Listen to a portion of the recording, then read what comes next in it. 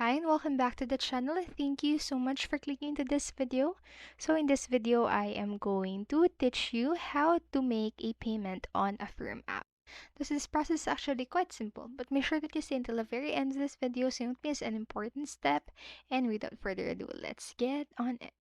So here are the steps and how you can do that. So first, you just need to simply download the free Affirm app from the App Store if you're using an iOS phone or the Google Play Store if you're using an Android device. And then after that, just sign in into your account and navigate to the manage section in the app.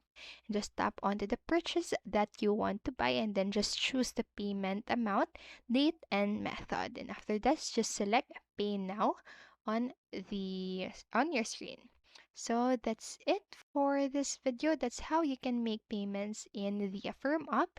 So as simple as that. So I hope this video helped you, and if it did, please make sure to like, subscribe, and hit notification bell button so you won't miss a video.